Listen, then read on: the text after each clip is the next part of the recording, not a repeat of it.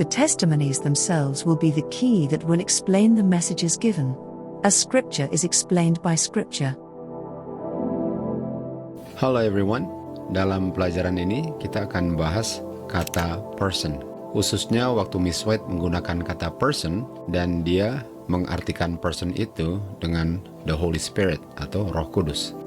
Contohnya di manuskrip 66 dikatakan, Roh Kudus itu who is as much a person as God is a person. Artinya Roh Kudus itu adalah person sebagaimana God itu adalah person. Nah, kata person ini adalah human being. Dan God itu adalah being, oknum. Bukan seperti angin, tetapi ada wujudnya, oknum.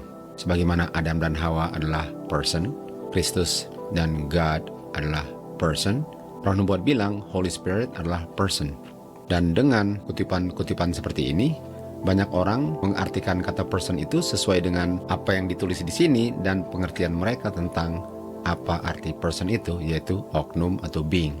Sementara kita harus membandingkan tulisan-tulisan Miss White dengan tulisan-tulisannya juga. Bagaimana kalau kita belajar Alkitab, kita gunakan Alkitab untuk menjelaskan dirinya sendiri. Kita pun harus menggunakan tulisan-tulisan Miss White untuk mengartikan apa yang dia maksudkan waktu dia gunakan, khususnya kata person. Itu dia bilang person itu adalah Roh Kudus. Jadi seharusnya kita pelajari dulu, bandingkan kutipan-kutipannya sebelum mengambil kesimpulan apa arti person itu. Karena salah mengerti apa yang dia maksudkan waktu dia gunakan person sama dengan salah mengerti firman Tuhan. Dan kalau salah mengerti firman Tuhan, Yohanes 17 ayat 17 katakan, kita tidak disanctify oleh kesalahan tetapi kebenaran. Kebenaran itulah yang akan sanctify kita. Dan kesalahan pengertian arti kata person ini bisa hasilnya saya percaya doktrin Trinitas. Dan kalau saya percaya doktrin yang tidak sesuai dengan kebenaran, saya percaya ada oknum di surga yang sebenarnya nggak ada. Saya bergantung dan berdoa kepada oknum yang sebenarnya nggak ada. Bagaimana saya bisa disanctify kalau hal itu tidak benar dan saya anggap itu adalah satu kebenaran. Jadi kita akan lihat dari pelajaran ini apa maksud Miss White waktu dia gunakan kata person waktu dia bicara tentang Roh Kudus. Tentu saja Miss White tahu apa maksudnya dan apa artinya kata person waktu dia gunakan kata person.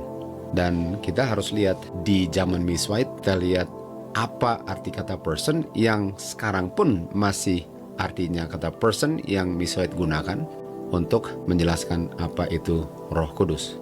Jadi kita mau lihat ke kamus Noah Webster Dictionary untuk melihat apa arti atau definisi kata person. Di Noah Webster Dictionary ada paling kurang 6 definisi dari kata person. Kita mau lihat definisi pertama, yaitu an individual human being consisting of body and soul.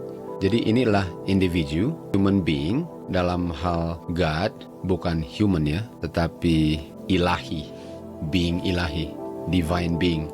Dan ada dia punya tubuh dan ada dia punya soul. Seperti Adam. Adam itu ada tubuhnya yang dibentuk dari tanah dan dia adalah living soul. Dan kalau person itu artinya sesuai dengan definisi pertama, artinya itu kita tahu berlaku bagi Bapa dan Anak, sudah pasti.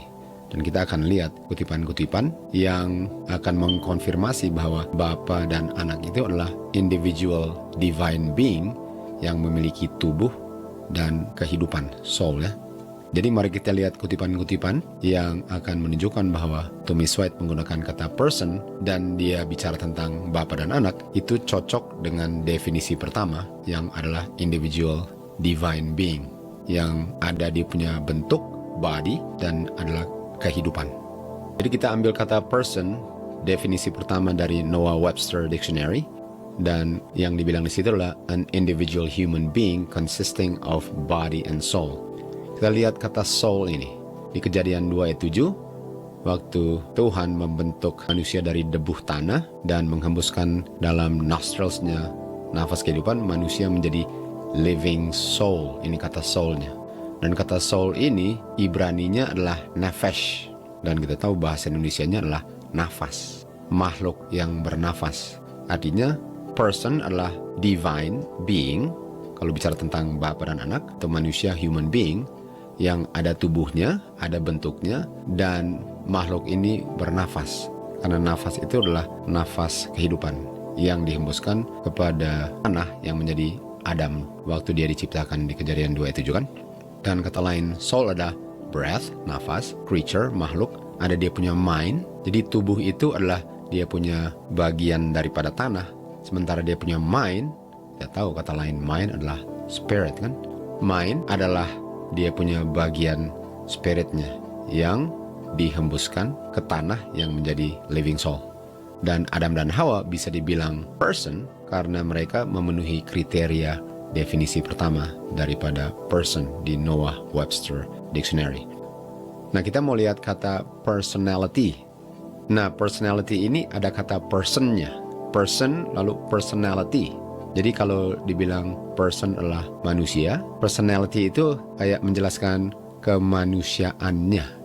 Jadi nggak bisa dibilang kemanusiaannya lalu manusianya nggak ada. Personality itu adalah penjelasan sesuatu tentang person itu. Dan personality definisinya adalah that which constitutes an individual, a distinct person.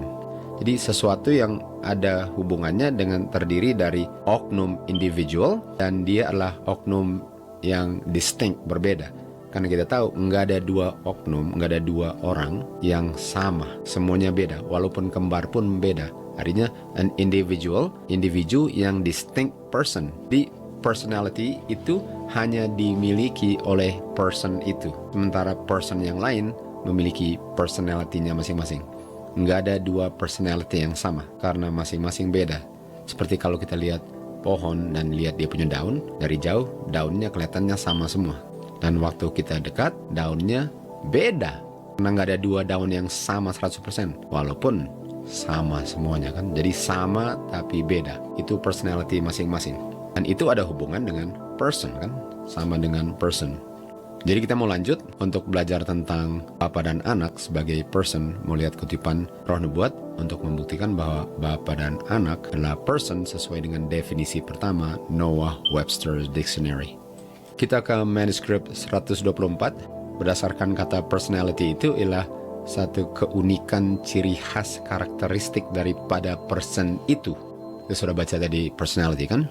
Jadi di John 17, John bicara tentang personality-nya God dan personality-nya Kristus. Artinya God adalah person dan Kristus adalah person karena masing-masing memiliki personality-nya masing-masing. Dan bicara tentang hubungan Bapa atau hubungan God dengan Christ di John 17. Hubungan daripada God dengan Christ yang masing-masing memiliki personality. Lalu John bilang, Bapa, ini Kristus yang bicara, Bapa, jamnya telah tiba. Yesus bilang, muliakanlah anakmu. Lalu Miss White setelah kutip ayat itu dia bilang, di sini kita lihat personality dengan individuality. Nah, dia sedang membandingkan God dengan Christ dan hubungannya satu dengan lain. Jadi walaupun God ada personality dan Kristus ada personality, tapi masing-masing itu beda, distinct. Karena personality itu yang membuat dia beda dari yang satu kan. Walaupun sama-sama person dan sama-sama memiliki personality, tapi personality itu yang membuat masing-masing beda. Dan hubungannya ialah personality daripada God adalah dia Bapa dan bukan anak. Dan personality daripada Christ adalah dia anaknya Bapa dan dia bukan Bapa. Jadi ini yang menunjukkan bahwa Kristus dengan God beda personality-nya.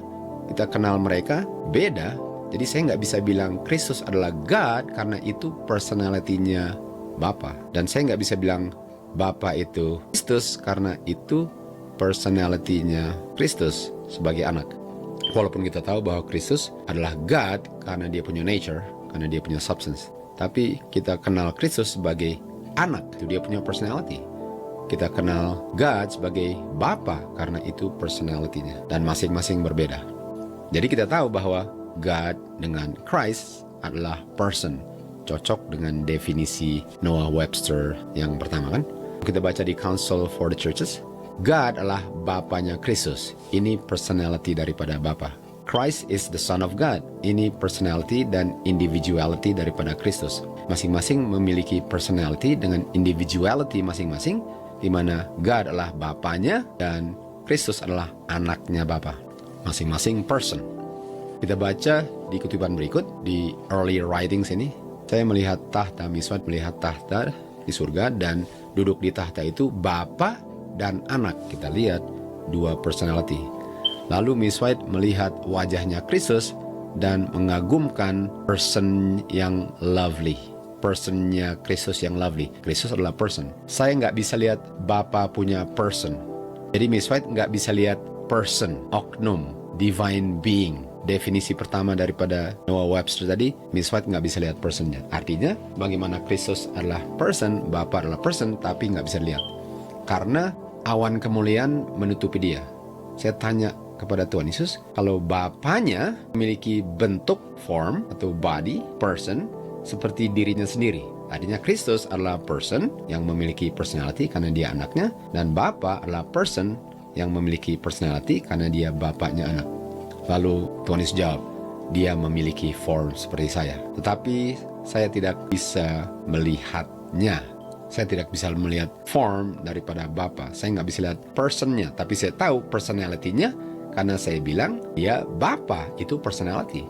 Tapi dia punya person saya nggak bisa lihat. Kalau saya melihat kemuliaan daripada personnya atau Bapa punya person, saya langsung akan lenyap. Jadi kita bisa lihat bahwa Bapa dan Anak adalah person. Sementara yang kita sedang pelajari adalah apakah Roh Kudus person sebagaimana Bapa adalah person. Kutipan pertama tadi mengatakan bahwa Roh Kudus adalah person sebagaimana Bapa dan Anak adalah person. Tetapi kita lihat bahwa di tahta ada Bapa dan Anak, tapi nggak ada Roh Kudus. Dan di tahta itu yang duduk adalah person Bapa dan person Anak, tapi nggak dibilang Roh Kudus. Tapi kita lanjut. Ibrani 1:3, Kristus adalah express image daripada Bapanya punya person. Walaupun personality, individuality-nya beda, karena Kristus adalah anaknya, di mana Bapa adalah Bapa daripada Kristus. Personality beda, tapi masing-masing person, dan Kristus punya substance. Dia punya nature, express image, nggak ada bedanya. Exact copy, dia punya figure. Walaupun masing-masing personality-nya berbeda. Artinya God, yaitu Bapa adalah person, an individual person, a divine person. Dia memiliki personality yang berbeda dari anaknya. Bapa bukan anaknya. Kristus adalah anaknya God. Kristus adalah person, an individual person. Dia adalah divine person. Kristus memiliki personality yang beda dari Bapanya, karena Kristus adalah anaknya Bapa, Kristus bukan Bapanya. Nah, pertanyaan berikut, bagaimana dengan Roh Kudus? Jadi kalau kita kembali ke definisi yang pertama tadi, kita bisa lihat bahwa kata person itu cocok atau pas untuk diaplikasikan kepada Bapa dan Anak, God dengan Christ. Pertanyaannya, apakah Roh Kudus masuk kategori definisi person pertama? Karena di manuskrip 66 dikatakan, the Holy Spirit, who is as much a person as God is a person. Jadi Holy Spirit itu adalah person sebagaimana God adalah person dan Christ is a person. Kalau hanya melihat dari kutipan ini, kita bisa lihat, kita bisa artikan bahwa artinya Roh Kudus adalah an individual divine being yang memiliki tubuh dengan soul. Tetapi apakah hanya itu definisi kata person yang kita temukan dalam Noah Webster Dictionary ini? Apakah hanya itu definisinya? Dan apakah waktu Miss White menggunakan kata person, dia menggunakan definisi pertama waktu dia maksudkan Roh Kudus, sebagaimana itu yang dia maksudkan waktu dia gunakan kata person ini untuk mengartikan Bapa dan Anak? Itu pertanyaannya. Mari kita lanjut. Lihat bahwa definisi nomor 6 daripada kata person di Noah Webster Dictionary adalah character of office. Nah, character of office ini dikasih contohnya. How different is the same man from himself. Betapa bedanya orang yang sama dari dirinya. Artinya diri ini bisa beda dari dirinya. Artinya character of office ini ialah saya bisa beda dari diri saya. Contohnya, dia sustains the person, artinya dia bisa berlaku, bersifat the person atau the character of office, dan character office-nya adalah satu pemimpin negara, magistrate. Jadi dia bisa sebagai pemimpin negara, atau character of office-nya atau person-nya sebagai magistrate, pemimpin negara. Dan dia pun bisa memiliki character of office atau person sebagai seorang teman. Jadi seorang gubernur, bilanglah gubernur itu teman saya. Dan sebagai gubernur, dia adalah orang yang posisinya tinggi dan perlu dihormati sebagai gubernur. Sementara orang yang sama, dia pun saya punya teman, dan bagaimana saya memperlakukan teman saya sementara dia hanya sebagai teman saya, beda dengan waktu dia duduk di kantor gubernur, walaupun dia oknum yang sama. Itu character of office. Artinya office itu dia punya peranan sebagai gubernur dan sebagai a friend. Dan character of office ini kata lainnya person. Jadi saya mau baca, how different is the same man from himself. Beda orang yang sama dari dirinya, sementara dia adalah person magistrate daripada dia person a friend.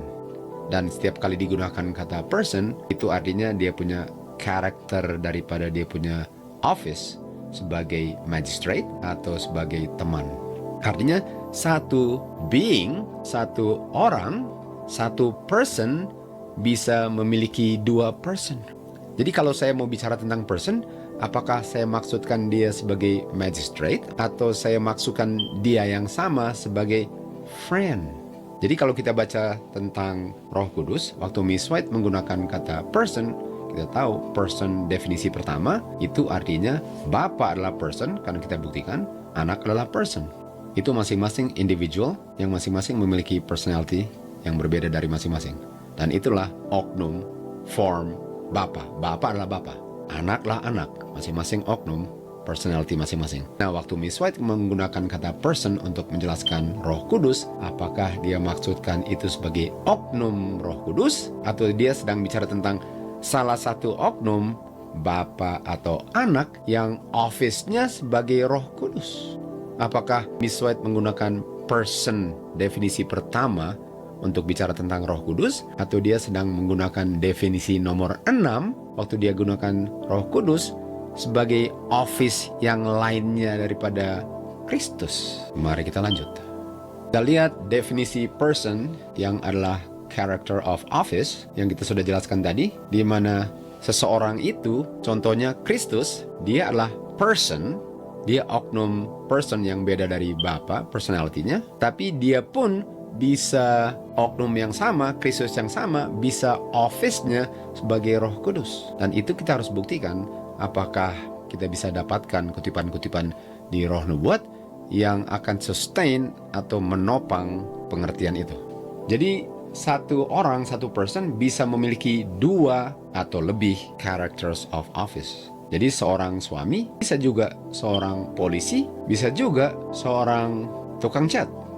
Dan orang yang sama yang kita kenal sebagai suami, dia bisa characters of office-nya, atau dia bisa dibilang person tukang cat, dia bisa dibilang juga person bicara tentang polisi, sementara dia adalah person suami. Mari kita lihat di Testimoni 9. Dikatakan ada satu God, person, personality Bapa, ada satu Savior, kita tahu itu person Jesus Christ, personality-nya anak, dan satu Spirit. Nah, satu Spirit ini apakah definisi pertama atau keenam? Dan waktu dibilang one Spirit, Spirit ini bicara tentang Kristus, personnya Kristus.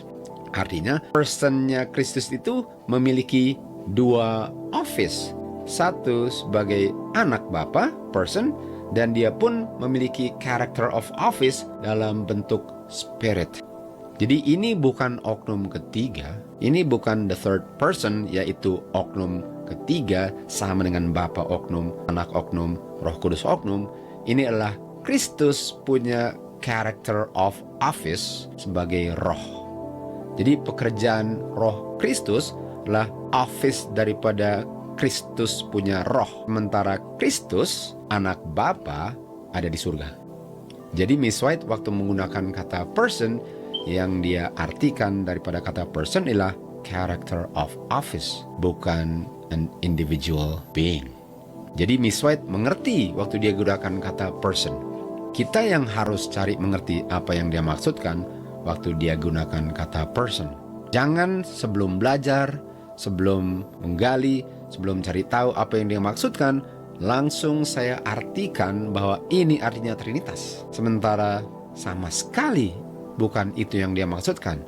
Jangan lupa, kita disanctify oleh kebenaran. Kita nggak disanctify oleh yang salah. Dan kita pun nggak bisa diluputkan dari kesalahan kita kalau kita nggak mau menggali untuk cari tahu apa yang benar dan hanya terima apa yang salah sebagai kebenaran, karena hanya itu yang saya mau artikan dari apa yang sebenarnya bukan artinya. Kalau kita lihat di Manuscript Releases Volume 14, 14 MR, kita baca karena Tuhan Yesus sudah di-cumbered, artinya sudah dibatasi dengan kemanusiaannya, dia nggak bisa berada di segala tempat secara person, secara oknum tubuhnya sebagai anak Bapa. Oleh sebab itu, untuk kebaikan murid-muridnya, dia harus tinggalkan mereka, pergi ke Bapanya, dan mengirim Roh Kudus untuk menjadi penerus atau penggantinya di bumi. Lalu dibilang sini, Roh Kudus adalah dirinya sendiri tanpa personality kemanusiaannya dan bisa tidak terikat dari personality kemanusiaannya. Jadi Roh Kudus ini nggak dibilang adalah oknum ketiga. Roh Kudus adalah Kristus punya diri sendiri sebagai office Roh Kudus tanpa personality kemanusiaannya. Dan kita bisa lihat kenapa Miss White gunakan kata person, karena person ini waktu bicara tentang Roh Kudus adalah office-nya Kristus sebagai Roh Kudus, bukan sebagai imam besar di surga. Jadi waktu Miss White menggunakan kata person, dia tahu apa yang dia maksudkan. Dia mengerti dan dia nggak takut untuk menggunakannya karena itu arti yang sah daripada kata person. Ini bukan dia punya kata-kata yang buatan sendiri dan itulah yang dia artikan walaupun bukan itu artinya. Karena dia menggunakan kata person karena itulah artinya sesuai dengan kamus, dan kita punya tanggung jawab lah yang untuk menggali dan cari mengerti apa yang dia maksudkan, supaya kita jangan salah mengerti apa yang dia maksudkan, khususnya tentang Bapa dan Anak dan Roh Kudus. Jadi Roh Kudus adalah dirinya sendiri. Office daripada Roh Kudus beda dengan office-nya Kristus sebagai imam besar di surga, walaupun ini adalah dirinya sendiri. Dia mewakili dirinya sendiri untuk berada di segala tempat melalui dia punya Roh Kudus yang omnipresent, yang hadir di mana saja, kapan saja, sementara tubuhnya berada di surga atau dia sedang menjalankan office imam besar di surga, dan dia pun sebagai person, the person of the Holy Spirit, dan person ini nggak bicara tentang being, tapi dia punya office sebagai Roh Kudus sedang berada di bumi untuk nolong manusia yang berdosa untuk tidak berdosa dan dipersatukan dengan Bapa. Dan Roh Kudus adalah comforter. Jadi kita bisa lihat Miss White menggunakan kata person, dan pantas dia menggunakannya karena dia mengerti apa arti kata person sesuai dengan definisi dan sesuai dengan kenyataan kebenaran daripada apa atau siapa Roh Kudus itu. Di kutipan Desire of Ages, kita lihat di sini dengan menjelaskan kepada murid-muridnya the office work of the Holy Spirit. Dia tahu office work adalah person kan, character of office. Jadi Miss White menggunakan the office work of the Holy Spirit. Holy Spirit itu adalah person, personnya Jesus Christ, bukan sebagai being, tetapi bicara tentang dia punya office kan. Lalu dikatakan the Holy Spirit adalah pemberian yang tertinggi dan terbesar yang bisa diberikan kepada manusia.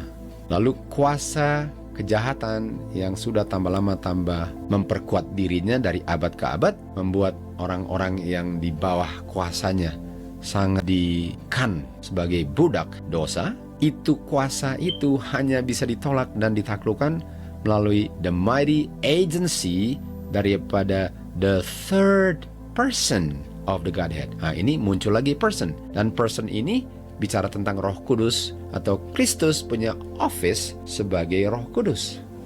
Dan inilah the third. Kenapa the third?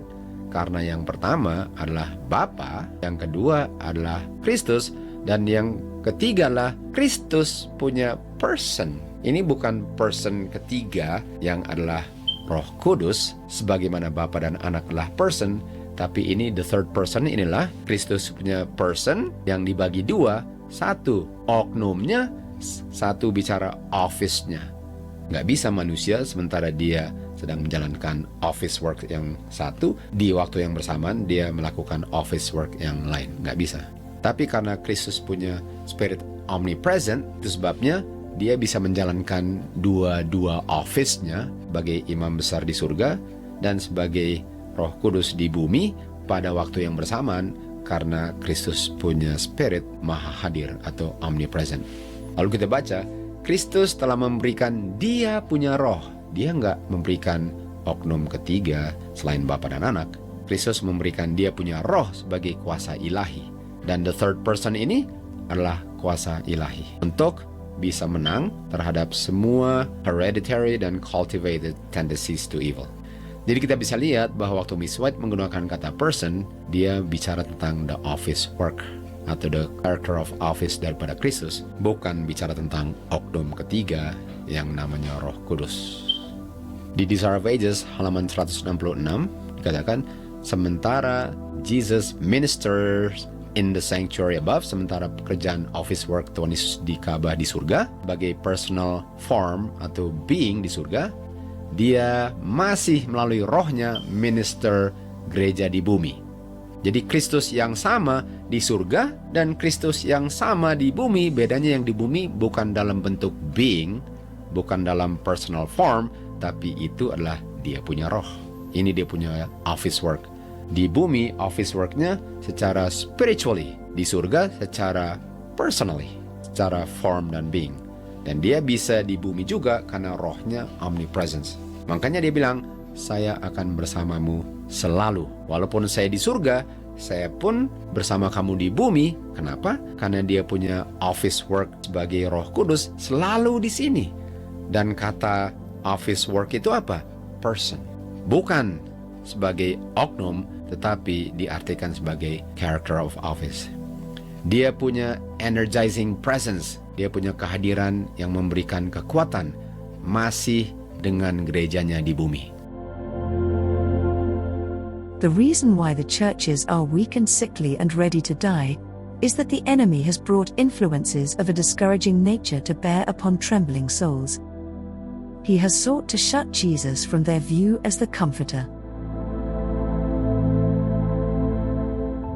Kristus memiliki dua character of office, sebagai imam besar di surga dan sebagai yang selalu hadir di bumi dengan murid-muridnya untuk menggantikan dia punya personal presence dalam bentuk form dan beingnya di bumi, digantikan dengan dia punya office work dalam bentuk Roh Kudus. Sementara oknumnya, tubuhnya, personal form dan beingnya di surga, di Ka'bah di surga, mempersiapkan untuk menjemput umat-umatnya yang setia. Terlanjut di CH 500, waktu Roh Kudus akan melakukan dia punya office work, kita lihat lagi bahwa Miss White menggunakan kata office work sesuai dengan Roh Kudus, sesuai dengan definisi nomor 6 daripada Noah Webster's Dictionary. Jadi kita bisa lihat apa yang Miss White maksudkan waktu dia gunakan kata person. Bukan sebagai oknum ketiga Roh Kudus, tetapi sebagai character of office daripada Kristus di bumi ini melalui dia punya Holy Spirit. Holy Spirit bukan oknum ketiga sebagaimana Bapa dan Anak, tetapi Holy Spirit adalah Kristus punya roh dan boleh dikatakan person karena itu sesuai dengan definisi bahwa person itu nggak perlu selalu artinya individual being, tetapi bisa diartikan sebagai character of office. Kita lihat satu kutipan lagi di Acts of Apostles, the office of the Holy Spirit, office daripada Roh Kudus yang adalah rohnya Kristus. Dia bilang di sini, waktu dia datang, Kristus bicara tentang dia, sementara dia ini dirinya kan, karena dia ini bicara tentang Roh Kudus dan dia bilang kata dia ini sebenarnya dia ini adalah saya. Kita baca di Acts of Apostles 52. Di sini kita lihat lagi Miss White menggunakan kata the office of the Holy Spirit. Dan dia mengutip John 16:8, waktu dia datang, dia akan menginsafkan dunia akan dosa, righteousness, dan judgment. Nah, kata dia ini adalah pronoun orang ketiga. Saya, kamu, dia. Saya pertama, kamu kedua, dia ketiga. Sementara dia itu yang ketiga adalah saya. Artinya, the third person adalah saya. Saya punya roh. He will come. He will reprove the world of sin. Sementara He itu saya yang sedang melakukan tugas office work saya sebagai Roh Kudus, sementara tubuh saya di surga. Di John 14 ayat 16, Tuhan Yesus bilang, saya akan berdoa kepada Bapa dan Bapa akan berikan kepada kamu another comforter. Kita tahu another adalah saya dalam bentuk yang lain, dalam bentuk roh. Saya punya office sebagai Roh Kudus, sementara saya di surga. Saya akan kirim saya dalam bentuk roh, another comforter. Lalu dia bilang apa? Dia ini adalah third person. Kita bisa gunakan kata person kepada Roh Kudus, dan kita bisa gunakan kata third bagi Roh Kudus, karena third itu adalah saya satu, kamu dua, dia tiga. Karena dia adalah saya punya roh, jadi He ini adalah the third person of the Godhead. Lalu ayat 17 dikatakan, comforter itu atau penghibur adalah roh kebenaran. Dan kata kebenaran inilah aletheia. Kita lihat di John 14:6, Tuhan bilang, akulah aletheia. Jadi kita bisa gantikan John 14:17, the Spirit of Christ. Karena Christ bilang, I am the truth. The Spirit of the truth adalah the Spirit of Christ, rohnya Kristus. Lalu digunakan dia. Dan dia itu the third person. Makanya waktu Miswet bilang the third person of the Godhead, dia bicara tentang rohnya Kristus. Kata person sebagai office, kata the third sebagai bukan saya, bukan kamu, tapi dia. Dia menggunakan the personal pronoun sebagai the third person yang bicara tentang dirinya. Ayat 18, saya tidak akan tinggalkan kamu tanpa penghibur. Lalu dia bilang apa? Sebagai first person sekarang. Saya akan datang kepada kamu. Saya tidak akan tinggalkan kamu tanpa saya. Saya dalam bentuk office Roh Kudus akan datang kepada kamu. Kita lihat di Acts of Apostles, waktu dia akan datang, tadi katanya dia. Waktu the third person akan datang, the third person akan datang itu adalah rohnya Kristus. Lalu 14:18 dia bilang, the first person bilang, yang datang saya. Jadi the third person ini di-connect dengan the first person. Karena the third person ini adalah person orang pertama. Kristus punya roh lah, Roh Kudus itu. Miswet bilang, the Savior is our comforter. Juru selamat itu adalah kita punya penghibur. Bukan oknum ketiga. Kristuslah penghibur kita. Hanya dengan menerima Roh Kudus sebagai rohnya Kristus, kita bisa mendapatkan comfort. Selain rohnya Kristus, kita nggak bisa dapat comfort, karena Roh Kudus itu adalah rohnya Kristus, bukan oknum ketiga. Semoga pelajaran ini bisa membuat saudara-saudara sangat mengerti apa kebenaran itu. Waktu Miswet menggunakan kata person dan kata the third, kalian bisa mengerti dan tidak perlu diombang-ambingkan oleh ajaran-ajaran yang menunjukkan bahwa Miswet percaya Trinitas dan mengajarkan bahwa the third person of the Godhead itu adalah oknum ketiga di surga. Semoga Tuhanlah yang dimuliakan melalui apa yang kita hidupkan sesuai dengan kebenaran yang kita pelajari. To God be the glory. The Savior is our comforter. This I have proved him to be,